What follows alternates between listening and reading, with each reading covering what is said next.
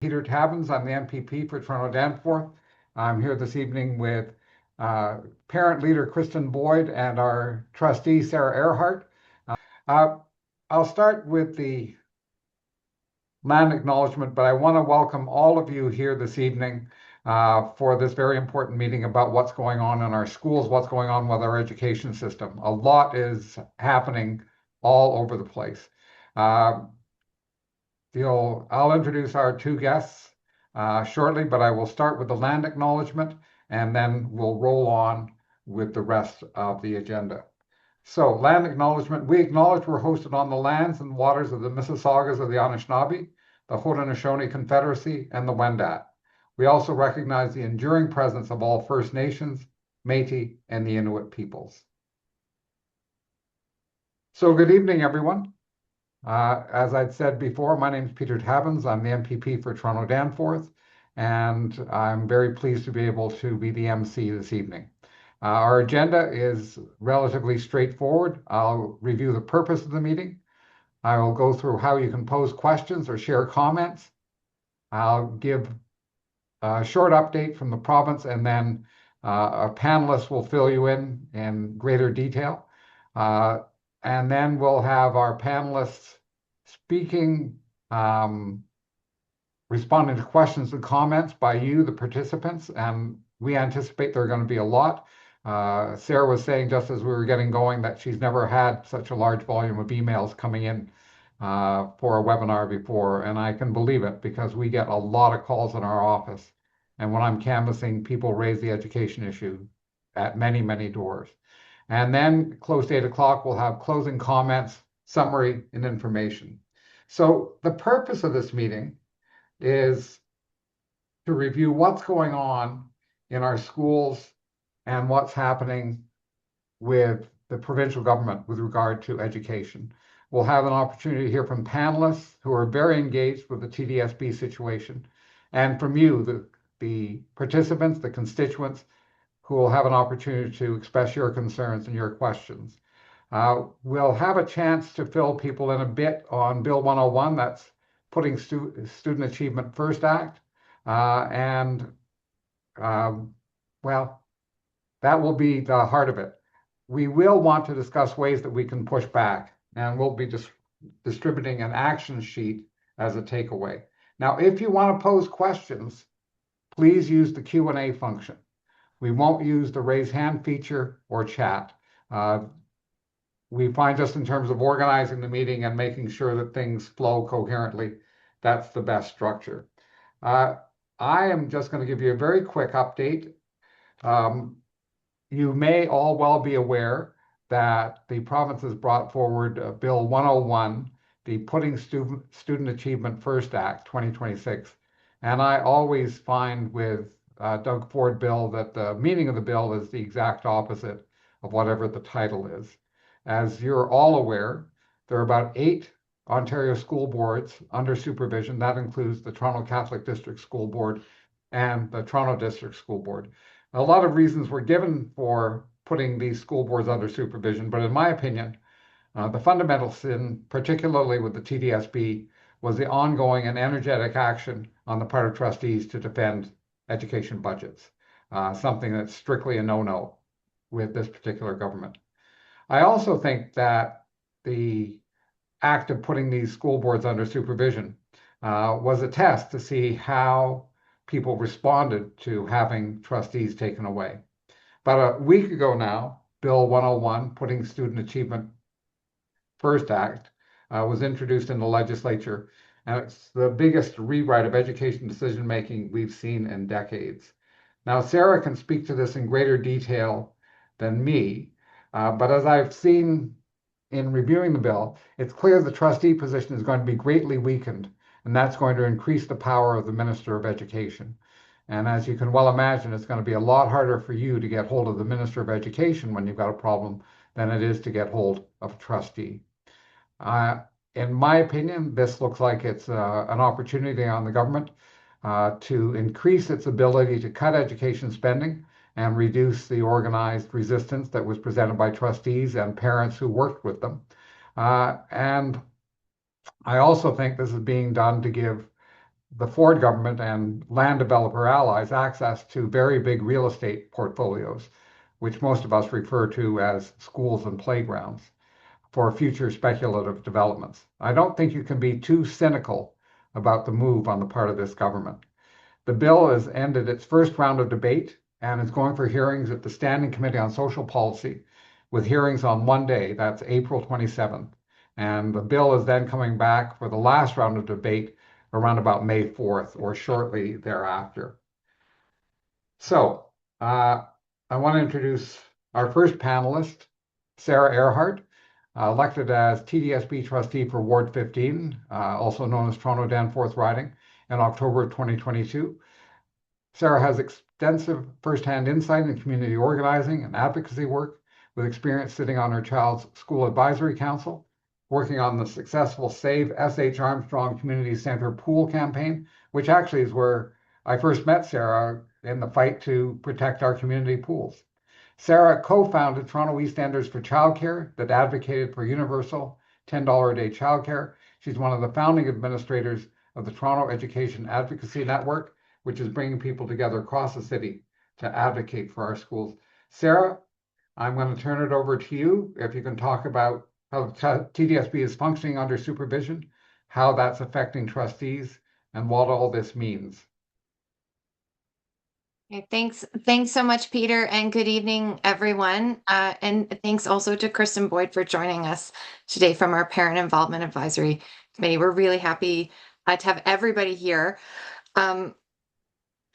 What is happening with our schools? Now, Peter gave an overview of the new legislation and what that could mean for us, but I'd like to start just by speaking a little bit about supervision. As you know, it's now been almost 10 months since the provincial government seized control of Toronto public and Catholic school boards from area elected trustees like myself.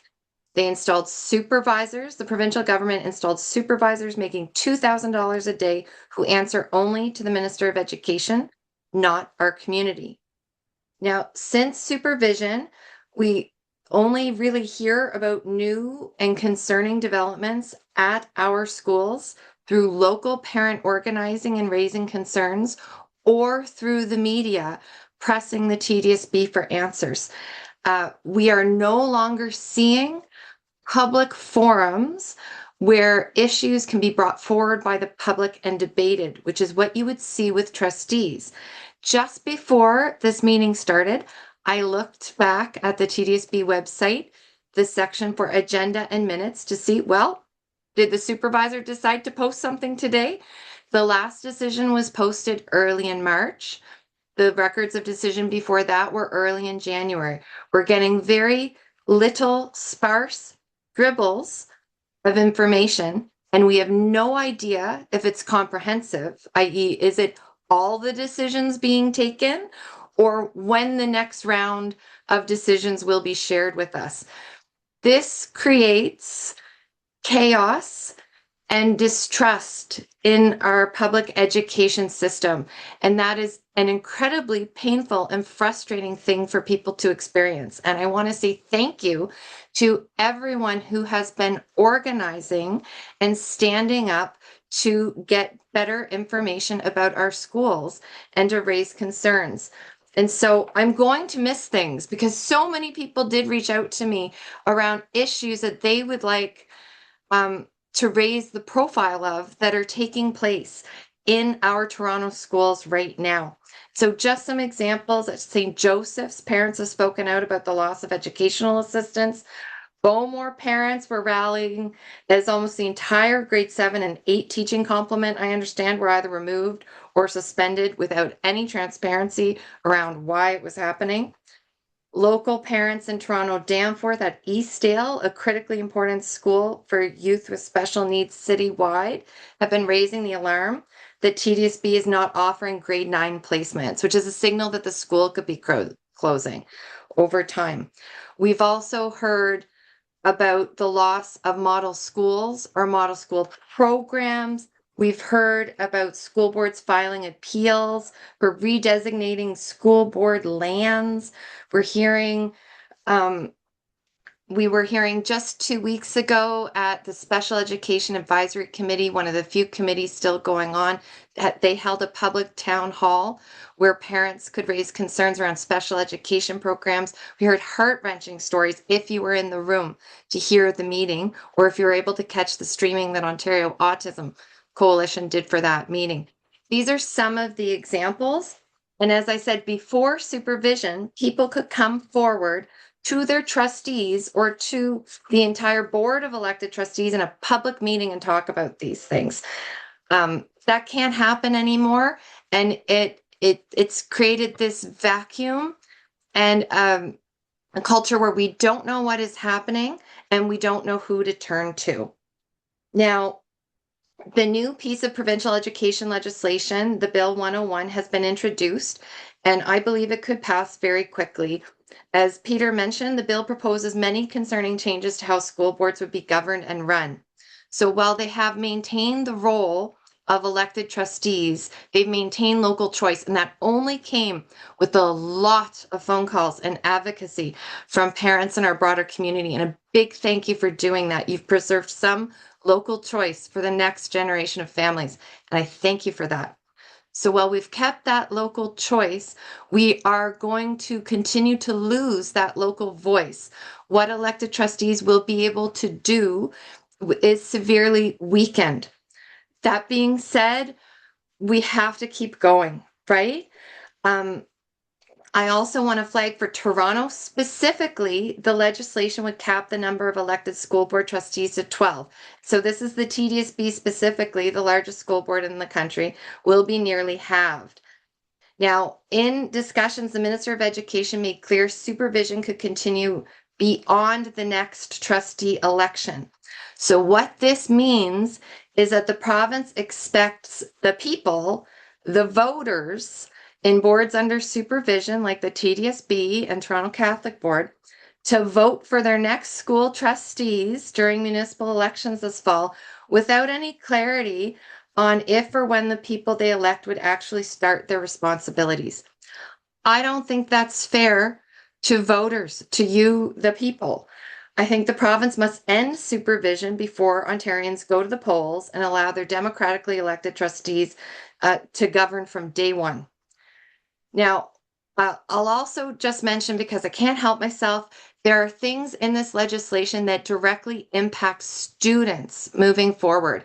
And I think it's very, very unfortunate that we see no evidence that the government is listening to students and their experience. So I'll just keep going because I know I'm going to run out of time soon. That we've been hearing leaked information about deep staffing cuts, and I believe Kristen will speak more to this and the impact that could have. While this legislation is being debated, these supervisors are cutting our schools. Now, there is no one that is going to fight these cuts but us here in Toronto. We could lose important staff in every school. And what's worse, they're telling parents that parents should wait until September around which adults will be in their school buildings in the fall. I've said it before, children are required by law to go to school. So I believe the public is owed a higher degree of transparency around the affairs of schools. What's more, there's no hard class caps after grade 3 in Ontario, and there's unclear requirements for supervision ratios for things like lunchtime. So that means the province supervisors could cut staff without firm guardrails for these grades and those times of day. We need to know how many classes and teachers, office staff, and support workers can be expected in our school buildings before we send our children next year. So I know we'll get to what people can do. I continue to say we need to call the Premier at 416-325-1941 because this is on the Premier and his cabinet.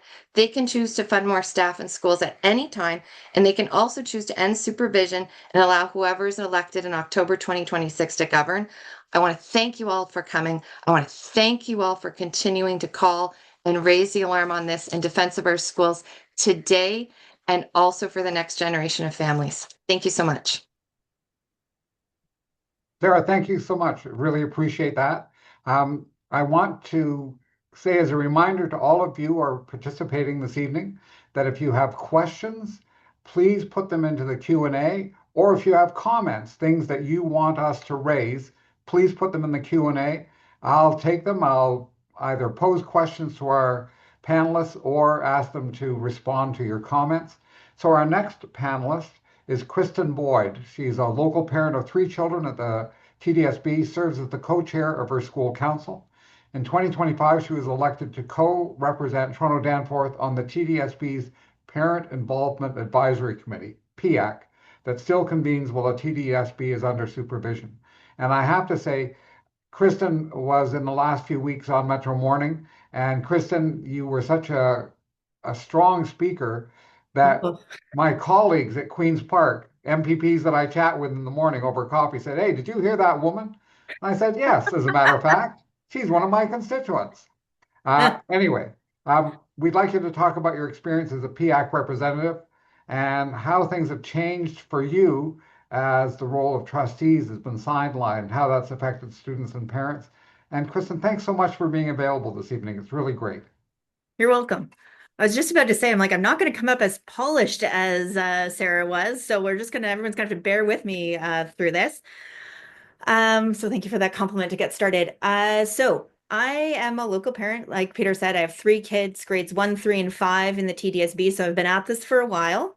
In addition to being involved in PIAC, which I only took my co-rep seat along with Farheen in June of last year.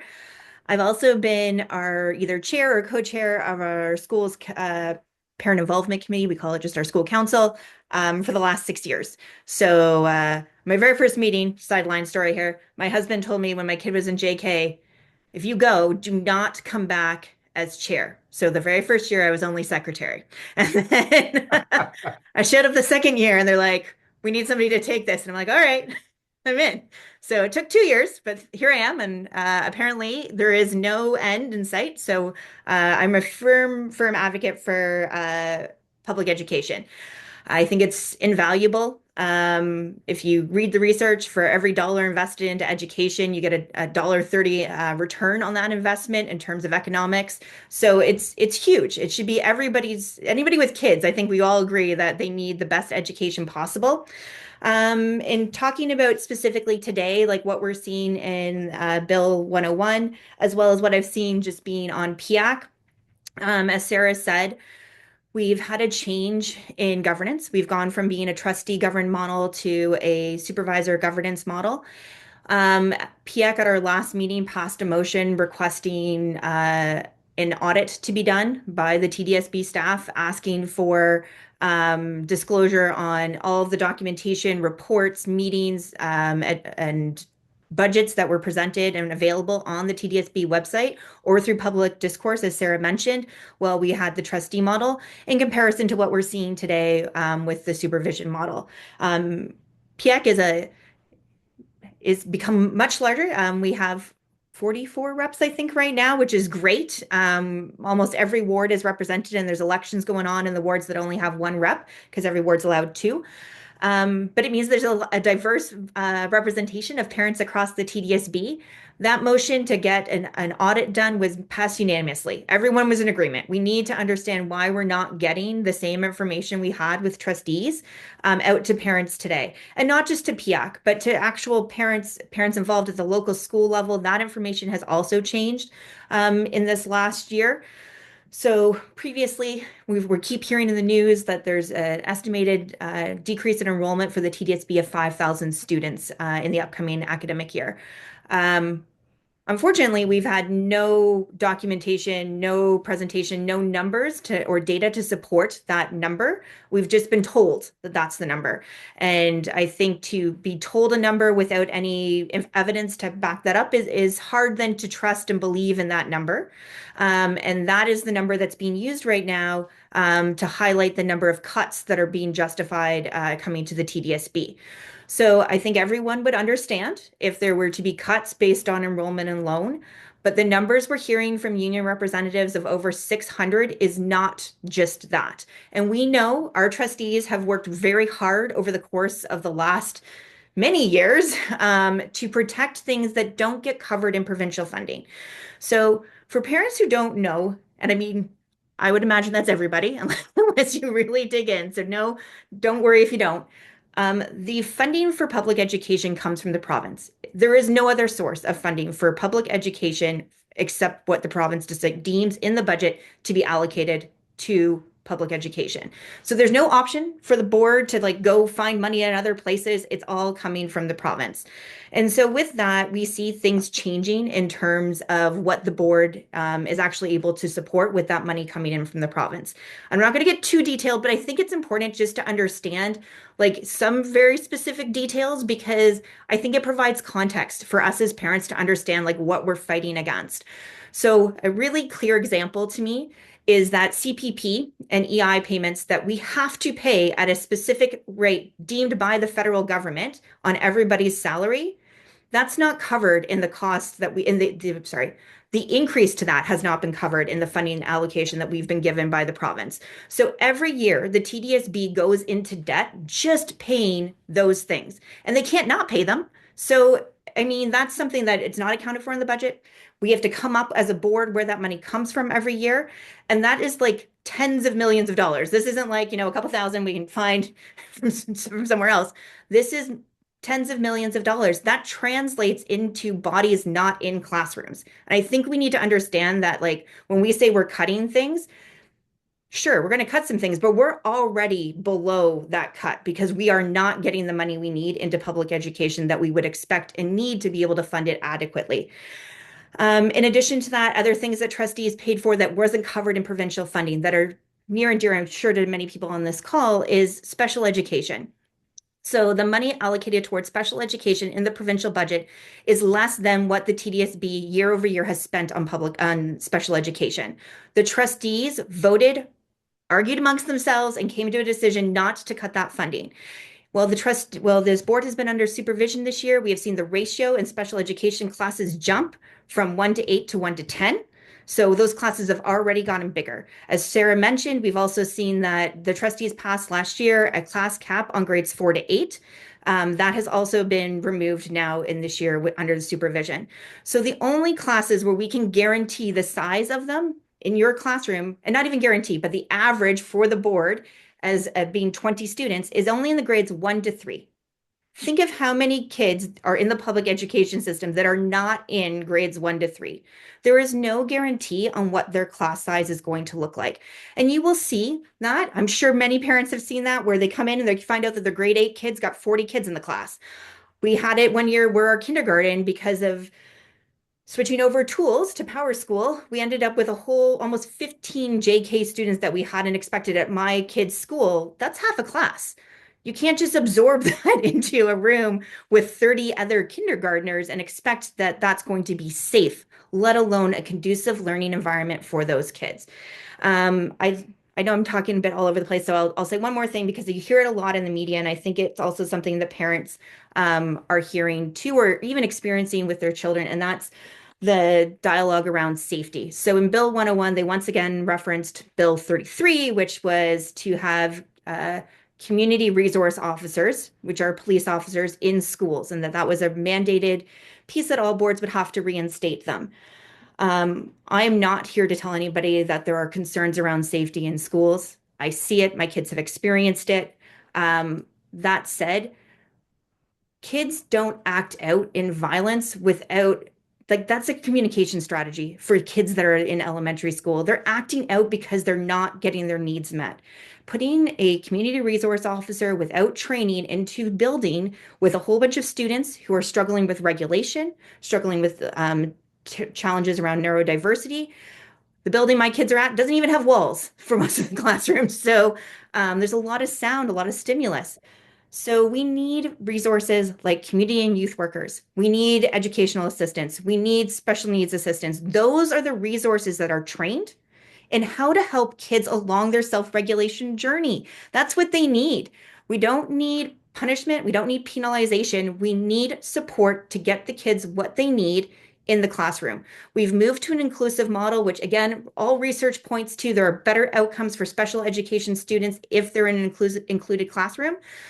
Including them in the classroom without support is just abandonment. It is not an actual functioning classroom. It puts that child at risk, it puts the other children at risk, and it burns out our staff. And we're seeing that. Recent numbers from UPFO says that there's over 48,000 qualified certified teachers in the province of Ontario not teaching. I don't know if we change the regulation on how to shorten teaching, which is also in Bill 101, to 3 semesters instead of 4, that's going to solve the problem as to why we don't have enough qualified teachers. We have them. They don't want to work in a system that is this broken. And I think unless we start looking at how we fund public education holistically, and less about how we organize governance, which is also part of this bill, I don't think we see an outcome that's going to be helpful to the kids in the building. And I think ultimately that's the most important thing. We all do this for those kids, whether they're our kids, kids next door, kids in another riding, another ward. We want all kids, at least I do, very much want all kids to have the right to not just a adequate public education, but one that allows them to thrive, that sets the foundation for them to grow into the people we know that they can become. And right now, this bill doesn't seem to have seen that point. All right. I feel like I've been on a soapbox, so I'm going to stop now. It's a good quality soapbox you have, Kristen. So thank you. You're welcome. And I want to say to all of you, thank you for your questions and comments. We're going to try and get through as many as we can. Again, if you want to raise a question for the panelists, if you want me to pass on a comment, please enter it in the Q&A and we'll go from there. I'm going to read out a comment first and then I'm going to go to questions. But following on your comments there, Kristen, the participant writes, my name is Dora Mahani. My daughter is in the congregated site. I would like to see more support in the different levels they offer. More support, while some levels don't get as many supports as they require. Programs are being cut for special education, and I don't know how many more cuts they can implement. Thanks, Dora. And you may have meant, Dora, you don't know how many more cuts the students can handle, and my guess is they can't. But how many more cuts can be implemented? That unfortunately is something that is not clear at this point. Sara, did you want to address that? And then I'm going to flip over to another question. Yeah, I will say the last I heard, 71 of 72 school boards in the province of Ontario spent more money on special education than the province is giving them for that purpose. And so I think Kristen spoke so eloquently around inclusion, but also in a city as large as Toronto, we also have the need and we benefit enormously as a province from having these highly specialized congregated sites for students with some of the highest needs in the province. And so we need a full spectrum of investments in special education. I'm very happy that the Auditor General, I understand, is exploring this matter because it's around supports in the schools, supports out of the schools, and making sure that children have access to the interventions they need when they need it. That is the most cost-effective way for us to be spending money on special education. And it's also the most humane way for our children. And so my heart goes out to everyone who's experiencing challenges in this system. And I know it's difficult, but we must continue on as parents and as people who collectively care about children and the workers who are supporting them. And so just thank you very much. I hope that's helpful, Peter. I think it is. I have another comment here that I'll read out and then I'll go to a question.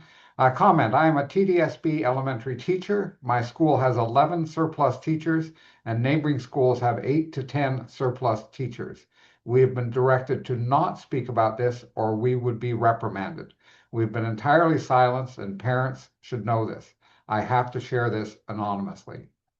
I'll go to a question here. Do we know the impact on educators with proposed cuts to vice principals and so many principals retiring? How well will schools run? Kristen and Sara, I'd appreciate it if both of you would give that a try. Kristen, I'll start with you. Sure. So we know that 40 VP positions have been proposed cut from the TDSB. These were framed as VP positions that were added during COVID, as well as additional cuts because of the lower enrollment numbers. Parents don't know where those cuts are going to be seen yet. The proposed model is that vice principals would now be split across schools. So imagine your vice principal start doing 2 days a week at your school, and then disappearing for 3 days and being someplace else, and the next week 3 weeks at your school, 2 days someplace else. We also have VPs that do teaching positions, and that would also mean that it's a lack of another body in the room to be in a classroom. So in terms of the impact and how that's going to impact schools running, I would say it's going to have a very notable impact. And I think you're going to see it most in terms of behavior. I spend a lot of time in our school. I have a lot of friends who are teachers. I am actually a certified teacher. So the role of VP is not just an admin role. That oftentimes you'll see the VP having 1 to 5 children in their office as a way to help those children regulate themselves, pulling them out of the classroom. They could be doing work in there, so it's almost like a mini classroom, but with smaller number of people, much more focused attention, and so that principal is almost fulfilling the role of an additional special needs assistant or ECE in the classroom. So if we take those roles out, those kids don't have that reprieve. We don't have that adult to help them, which I think you're going to see then as behavior that impacts not just that child, but the other kids in the class where the child was, pulled out of to give them this kind of respite for a while still being able to work on schoolwork. So, yeah, I don't think it's going to be good. Okay, thank you. Sara, would you like to comment? Yeah, I'll just add to that that one of the reasons why I have advocated so hard for vice principals in Toronto Danforth and East End schools in particular is because of the unique model of our schools. Many of our schools have co-located community centers. They're aging buildings that are complex. We need people to clear the raccoons out of the HVACs during the afternoon. We need people who know the ins and outs of these buildings. And I think it is very important that we continue to have strong leadership at these schools that know our buildings. The Ontario Principals Council has called for vice principals in every school.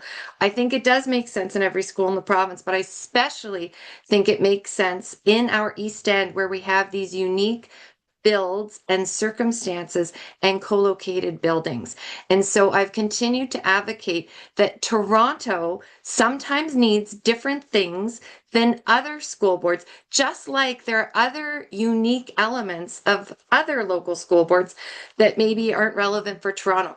That is why we continue to advocate for local governance and local decision making in school boards across the province. We want more VPs here in Toronto, and I hope that's helpful. Okay, thank you. We're getting a lot of questions in, so thank you, all you enthusiastic commenters and questioners. And we'll try and get through as many as we can. Question here, is there some legal pushback regarding the number of students represented by a trustee across various boards? TDSB trustees will have a much heavier workload. And I'll just fold in at the same time, what is the supervisor model exactly? Who are the supervisors? So, Sara, do you want to take a first kick at that? And Kristen, you may have comments as well. Yeah, thanks, Peter. So I'll just say my understanding is only the Toronto District School Board is impacted by the cap at 12. Currently, because the school board is under supervision, I have no tools at my disposal to seek legal advice on if there is any legal course of action for Toronto or the Toronto District School Board to take around what this means for representation. When this happened with the city had legal counsel. The TDSB has been taken under supervision, so I don't have that at my disposal. So if there are people here that are fine legal minds, fine constitutional minds, fine governance minds, feel free to reach out if you think that there is anything here. This being said, the province has subsumed school boards. School boards, elected school trustees predate our province, but they are now under and within the province. And so if there is recourse, I know it could be an uphill climb. Now, and on supervisors, so supervisors are people that the government has appointed. They're government appointees. I don't know what their skills or qualifications are. We would have to ask the government how they went about choosing these people. I know that they aren't the same as having 22 elected people that respond to their communities. As these people are appointed by the government, they respond to the provincial government. I have not had the opportunity to meet the TDSB supervisor. I did reach out early and request a meeting. That meeting was denied. And so I'm not in a strong position to offer any speculation about the supervisor than what I've seen publicly or in the media, which is that they're paid $2,000 a day and that they could be removed and power returned to elected school boards, elected trustees at any time by this government. Doesn't have to wait until an election. It could happen before. I believe at a bare minimum, however, the very bare minimum, Ontario voters should not have to go to the polls without knowing that the people they elect can start from day one with their responsibilities. And so to me, the province needs to end supervision before these trustee elections that happen during municipal elections. And I would ideally like supervision to end now so I can get back to the job that people in Toronto Danforth elected me to do. Thank you. Kristen, did you want to weigh in on that? No, I was just going to say that I have met the supervisor as being part of one of the of PIAC, which is the Parent Involvement Advisory Committee, which sits at a board level. He does attend those monthly general meetings.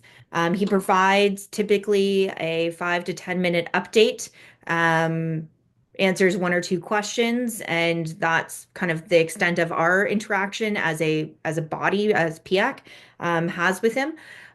We do plan, he knows what questions are coming and what we'd like him to talk about ahead of those meetings. It's part of what our process is at PIAC. But we don't really have any insight until the day of as to what will actually be discussed or disclosed in those sessions. I would say something that has come out as part of the I'm not sure which bill anymore, in the legislature, that corresponds for us anyway in the TDSB with supervision, is that they have set up a family support office. I don't have that acronym correct, but it is that. So if parents are wondering, they're not getting feedback from their principals, they've gone through the parent concern protocol, which is parent to teacher, principal, superintendent. There is a family support office that has been set up as a way for parents to also voice concerns, and that's also available.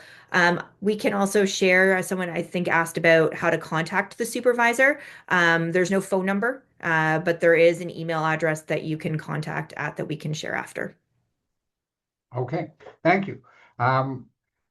Next question, two questions. I'm going to try and blend them together. Why would the government cut TDSB trustees to half, but not any other school board?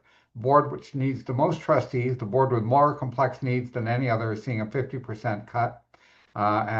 Second question related, how was the number derived? What is the ratio of trustees to schools?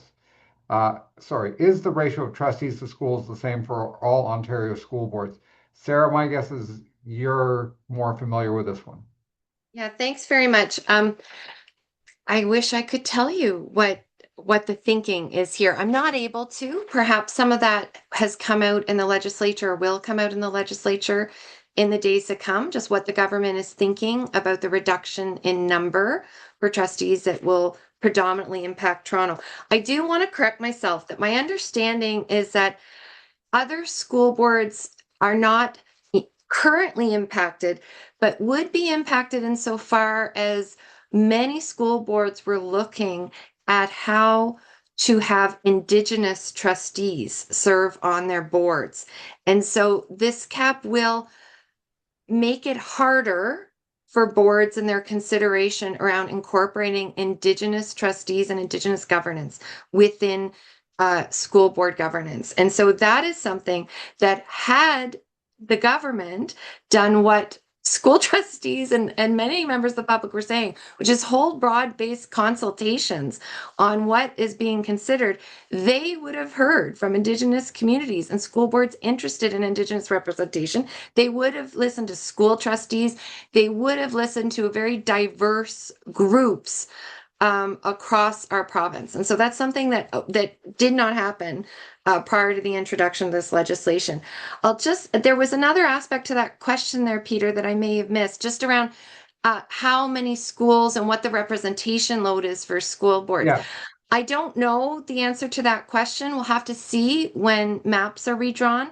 Because TDSB is under supervision, it would typically, if a board was out of compliance with legislation, this is very technical, but should the legislation pass, had the trustees been in power, had there not been supervision, trustees likely would have put forward a model for representation to comply with the legislation. But now that the board is under supervision, I'm not clear we'll get very much public information at all about what the ultimate maps will be or why. So we'll see that in the days and weeks to come. But like many things right now that would typically be debated in a public forum with public access to information about schools and representation, we're not seeing anything. Okay, thank you for that. I'm going to go to a comment. Hello, everyone. I'm Nancy Crawford, trustee with the Toronto Catholic District School Board, also under supervision. I'd like to join Trustee Sara Ehrhardt in thanking MPP Tabuns for sponsoring this town hall. Thank you very much, Nancy, for that. A huge thank you to all of you for raising your voices to the Ministry of Education, advocating for the needs of our students and families. We really appreciate your support. Nancy, thanks so much. I really appreciate this. It isn't a small group of people that are resisting what's being put forward. It's very broad, all the school systems. Another question. I heard they want charter schools to be implemented. What does that mean? And Kristen, Sara, I'll leave it to the two of you, whichever wants to dive in first. Kristen, jump in if you like, or I can. No, you can start and I'll add any commentary. Okay. So I won't say much about the structured charter schools, but there is speculation around the erosion of public and public education and turning to more business models around schools. And I reject all of that. I think I was given a gift in Ontario, in Canada, with universal public education, where being able for my child to be able to attend their closest school, to trust that that's a reasonable school, a fair school, where if there's problems at that school, there are people I can go to democratically around problems with that school. I believe that's something we have to pass on to the next generation as well. I hope we leave it better than we found it. And that is what I'm working hard to do. I can't tell you exactly what this government has in its sights, but I frequently see language that is more business oriented, and that is not geared towards the holistic well-being of children or equity towards equitable outcomes for children in schools. And that's deeply concerning to me. I know that doesn't exactly answer the question, but it is, what this government is thinking. We have to ask them that and tell them what we think of that. So I'm not an expert in charter schools, but in terms of to answer what does that mean? What does a charter school? A charter school is, think of it almost as a private-public partnership. It still receives some public funding money. These exist in the States, you'll see them. But they are, to kind of echo Sara, there is more of a business model to it. Sometimes they're run by nonprofits, sometimes they're run for-profit models. It depends. But if you're wondering just what is a charter school, that is it. It also could mean changes to, as Sara mentioned, attending your local school. If your local school becomes a charter school, that can mean changes to catchments, that could be changes to how they allow for enrollment. So It's a different model. It is not a publicly funded school as it exists today. So, yeah. And I'll just jump in. And sometimes I even reject us talking about this because what we have in Ontario is still great. It could be much better. There are problems, but it is still a system to be proud of and that is worth protecting and upholding and making better for the next generation. And so I just, even though we are seeing erosion of our public schools, of investment, of governance, it's still a system we're fighting for. It's still a system worth putting trust into. And it's still a system where I have hope that there can be good outcomes for children. And so I think it's a system really worth fighting for. And any proposals around charter schools, alternative models, I think need to be rejected wholesale. And I don't like bringing the discussions into even our town halls for what it's worth. Thank you. Okay. Reminded everyone we have 10 minutes left, and Kristen and Sara, I'm going to want to have both of you make some wrap-up comments at the end. So we don't have quite 10 minutes worth of questions and comments left. I have here one comment. Charter schools are the end of public schools. Look at America right now and see where those schools are flourishing. Nothing good will come of it. Publicly funded private schools with no accountability, which is a pretty good summary. Question. Would be interested to hear Sara's thoughts. While the bill proposes to keep trustees, aren't they being reduced to window dressing or at best powerless advocates? Even when a board is out of supervision, won't the CEO be free to override them? Sara, do you want to check in on that one? So we'll have to see at the end of the day where this bill lands and how it combines with Bill 33 and anything else that this government has coming our way around governance, because the minister said he's not done with governance yet in interviews related to this bill.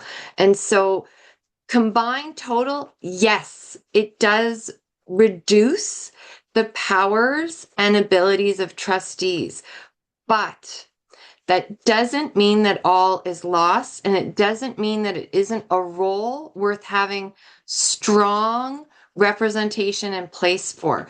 And so it happened 20 years ago that the powers of trustees were reduced.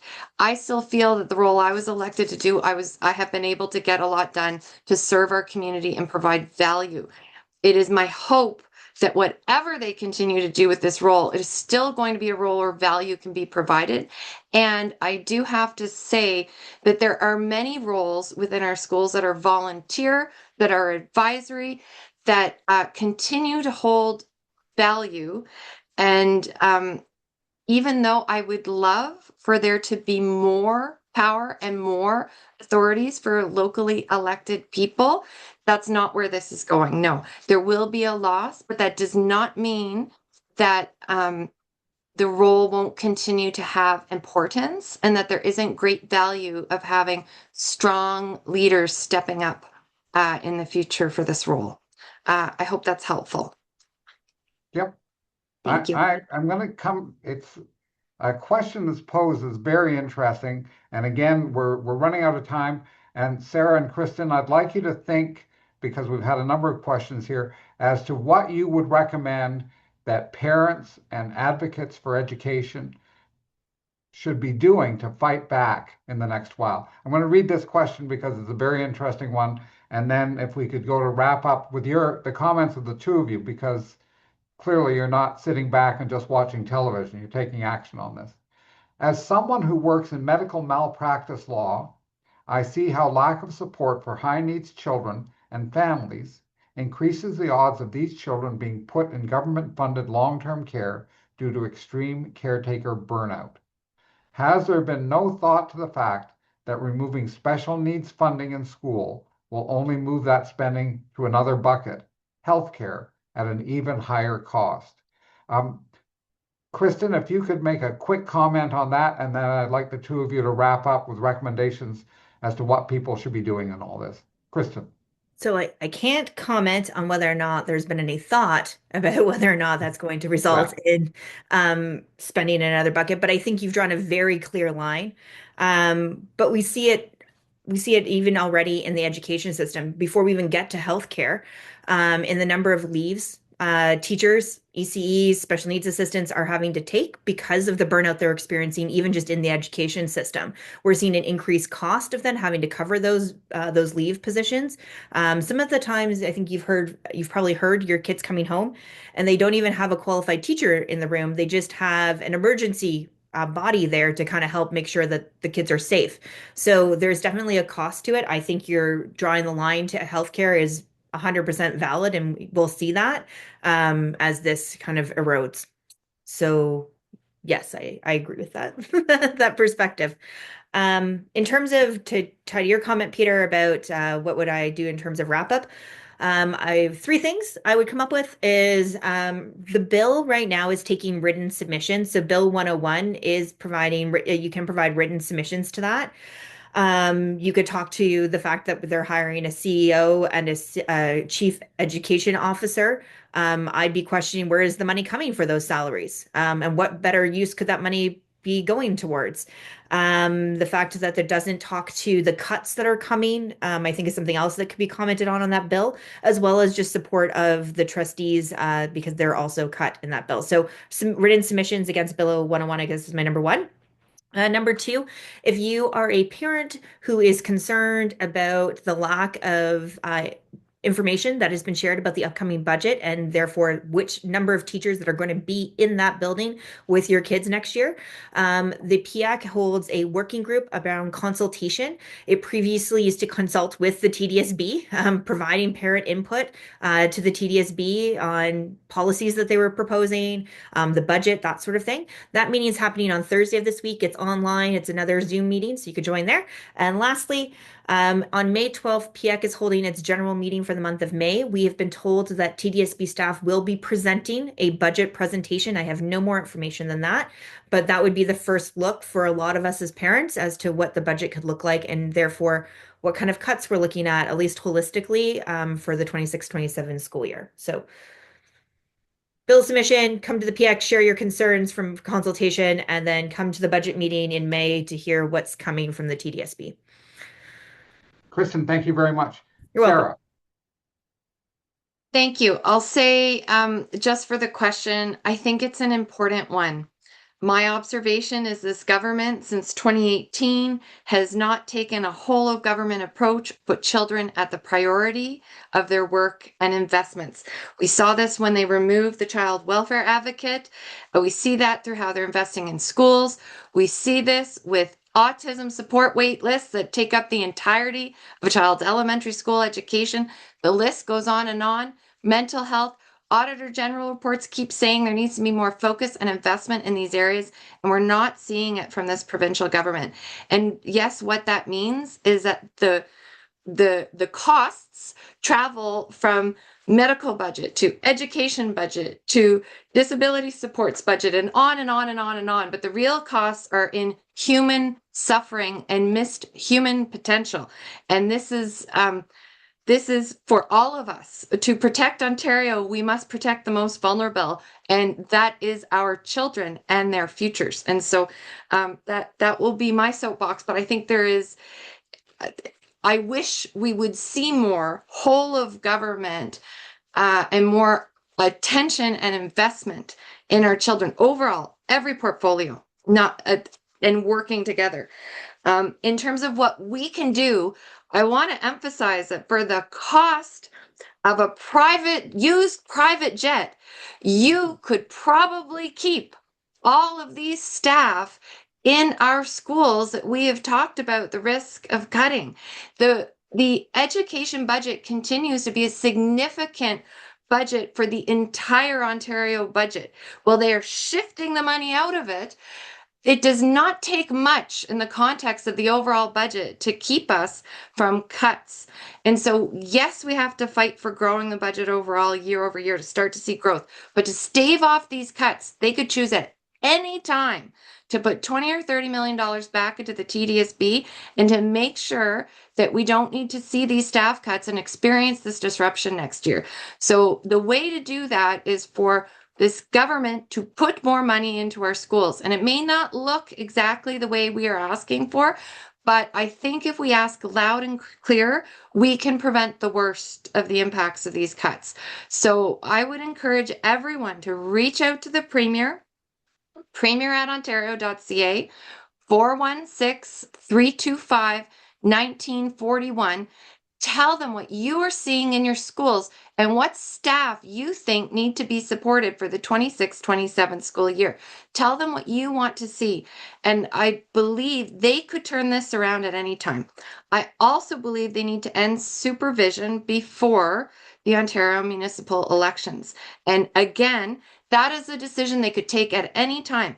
It's independent of this legislation. They could choose at any time to lift supervision.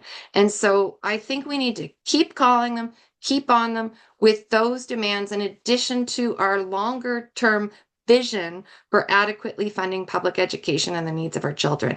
Thank you very much for the question. And also, Peter, again, for raising the profile of this issue in the midst of everything going on and everything that you are fighting for on our behalf. So thank you so much.